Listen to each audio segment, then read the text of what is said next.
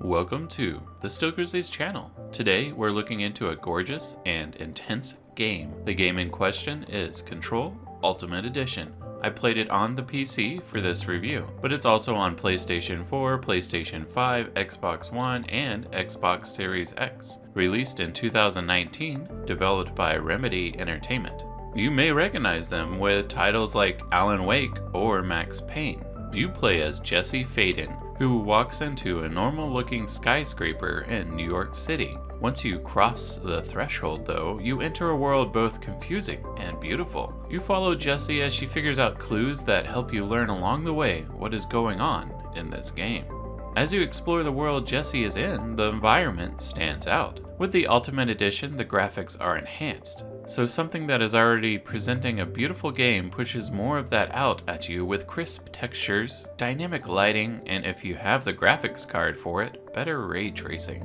The environment and the gameplay go hand in hand. You can use pretty much anything in the environment to throw at an enemy. Yep, you'll have psychic abilities that you can use as you find them, but we will focus on that more when we discuss gameplay. You'll find old films playing that may have a creepy puppet show or Dr. Casper Darling, Darling is Bay, which helps to not only immerse you into the world but gives you information about what is happening as you find it. Some may not like this method of storytelling where you find information out piece by piece. However, it's when you're searching throughout an area and find this lost film that helps to confirm something you may have guessed. This is what stands out around you. As you make your way dodging, floating, and sometimes taking over enemies' minds, you'll figure out what is going on. The location you are in is called the Oldest House. This isn't a spoiler, just a location you figure out. What makes the environment different in this game, besides your ability to control the environment, is that the Oldest House is a character too. It is imposing brutalist architecture that may constantly change while you run through areas. It is a typical office-type environment, which in most games would be a drab-looking location. It's that you can interact with that environment as it constantly changes. You may end up in the office-looking location that is half office and half something else. What this does is helps to make you want to explore more in the world. Sure, at the beginning the mundane office gets to you, but once you do explore, you'll find documents littered throughout the world that provide insight into the story. The films, like I mentioned before, and sometimes you may find specific upgrades to your weapons or to yourself. What I disliked about the environment is strictly revolved around the map you are provided. How do I say this? It's confusing. It was hard to find some areas just as I searched for it on the map, then would go to that area I thought it was, only to find, nope, that's on the second level, you dummy. Come on, can't you read a map? At least that's what I felt Remedy was yelling at me. I know it's hard to develop a decent map when you're dealing with a 3D environment. Maybe if they made it more 3D itself, so I could see different floors instead of a different shaded level, I wouldn't have found myself lost as much. Let me know what you thought about the map in the comments below. You may not realize this, but in some aspects, Control is closely related to a Metroidvania. How is that, you may ask? Well, I'm here to help you with that answer. I already mentioned you explore, plus you get new abilities as you progress in the game. It's when you explore, and you find areas that may be just out of reach, or maybe that bad guy is a couple levels too high for you. Like a good Metroidvania, you have to backtrack to this area later when you get your new abilities. Say you can't reach an area due to it being too far away, well, now you have to go back and learn an ability that will allow you to float or dash towards the area. In this, it feels like it pays homage to those classic games. I personally love this addition to the gameplay, which, heck, let's dive right into that. Jumping right into the gameplay. You know who you are. Well, somewhat. You know that you're a Jessie, and you're looking for your brother in the Oldest House. Early in the game, you get the service weapon, which is a pretty awesome and powerful tool that only the director can use. You know this because Jessie knows this, and well, the last director pretty obviously took the bullet train out of town. Well, the gun is fun to shoot. It does require upgrades to make it more effective. In addition to that, you can transform it into different styles of weapons, say a shotgun or an SMG style pistol. What makes the gun both cool and frustrating is it doesn't possess any bullets. Nope, it shoots, then recharges. The frustrating aspect is that recharge. You can eventually add abilities to make the recharge go faster, but it is terrifying to wait while it reloads. In a sense, this also helps to force you to use Jessie's otherworldly abilities. While you wait to reload, launch that chair, desk, or cleaning sign to smash into enemies' heads. This plays back into the environment being able to pull what is around you to smash into your enemy. You may be in some areas where there's no objects to pull, and here is when you'll see Jessie pull the walls themselves to project out back towards her enemies. Her abilities don't stop at the force pull or the throw. Nope, you'll eventually get a dash or maybe manipulate the minds of your enemies to fight for you. I mentioned you can upgrade, and you can. When you make it to a save point, you can upgrade your abilities, weapon, and here is where you would get new weapons like the shotgun and add them to make them stronger. I think here we can put in the biggest issue with the game. Yes, I know from watching so far you probably expect it to be amazing, which, don't get me wrong, it is an awesome game. It's that this frustrated me beyond the slow reload times. That was Jessie's health. Yes, you can upgrade it to get it stronger, but there were times I was crouched away from an enemy and still got shot. Some enemies have similar powers to you and can teleport behind you to smack you with random objects.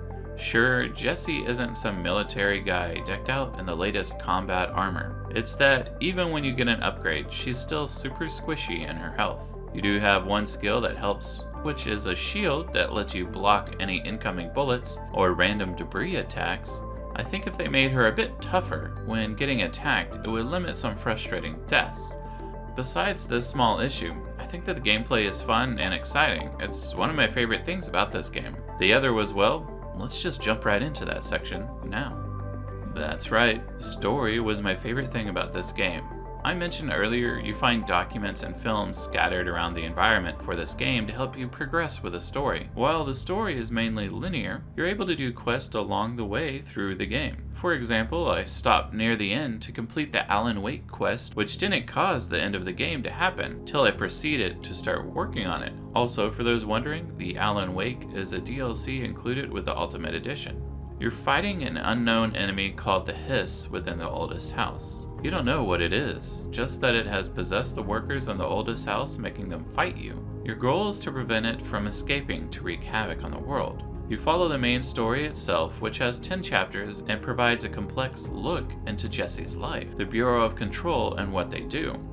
The main story is rather quick, then ends with a sorta lackluster ending. I think what helps to shore up the main story is the ability to follow all these side quests that come along while you play. Like I mentioned, Alan Wake is a part of the game, and so many other cool stories you find out along the way. I recently finished the TV show Loki. Yeah, the TV show that's on Disney+.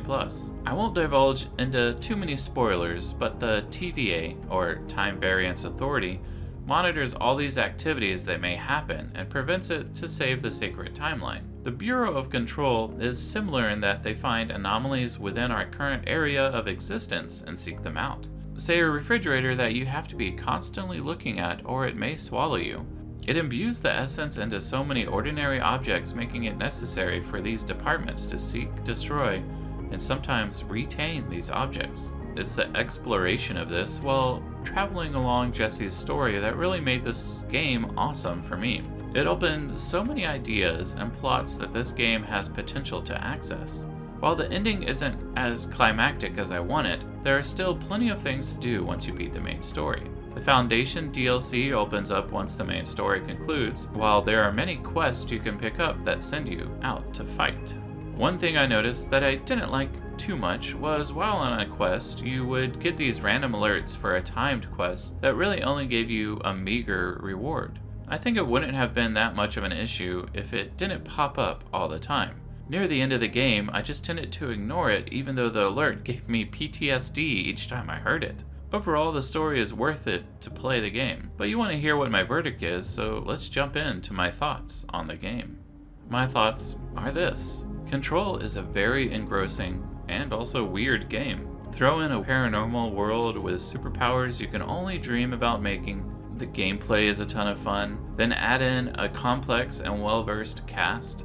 I was often left wondering what was next. Where do I go to find out more?